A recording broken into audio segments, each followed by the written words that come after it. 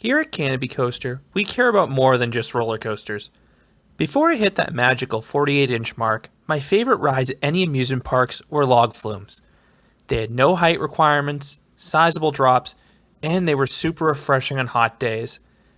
In my travels, I've ridden some incredible Log Flumes. While I tend to prefer roller coasters now, I still have 10 that I really want to talk about. Number 10, Zoom Phloom at Morey's Piers. Most boardwalks have generic off-the-shelf flumes. Morey's has something far more ambitious. Zoom Phloom is a full-fledged 5-minute adventure that not only travels high above the pathways, but also dives down below the boardwalk as well. It also helps those 2 drops on the ride are quite sizable. Number 9, Daredevil Falls at Dollywood.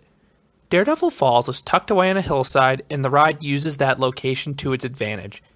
The location is very scenic. That hillside also results in one of the tallest drops of any flume.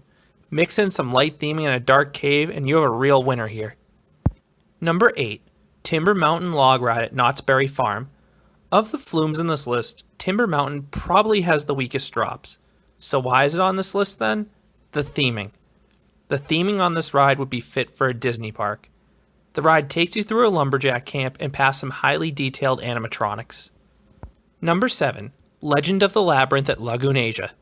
This is arguably the most obscure flume on this list, but it's a must for any log flume fan. This ride blew me away. Most of the journey is a dark ride with star fields, dragons, and ancient temples, but it also packs in some thrills thanks to a backwards segment and a solid final drop. 6, Rio Bravo at Parque Madrid. This flume has it all. It has a massive outdoor drop, some nice Wild West theming, a beautiful mountain, and, spoiler alert, please skip ahead 10 seconds if you don't want to hear this part, a backwards drop in complete darkness, followed by an airtime hill. And this airtime hill has ejector airtime, and like most flumes, no restraints. Number 5, Valhalla at Blackpool Pleasure Beach. I hope you like water because Valhalla will get you absolutely soaked, but it's well worth it. While I couldn't quite follow the story, I was blown away by how grand the effects were. You had fire, you had water. It was everywhere. This cannot be a cheap ride to operate. Plus, you have 2 big drops in complete darkness.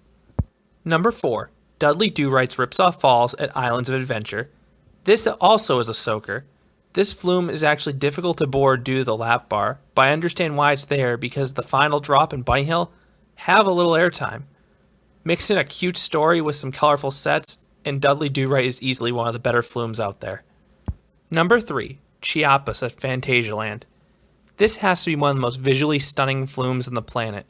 As you approach the ride, all you can see are the waterfalls in this imposing final drop, and it's probably my favorite drop on any flume.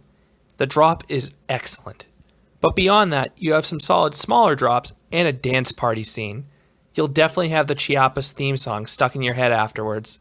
Number 2, the Log Chute at Nickelodeon Universe. The fact this ride even exists is incredible.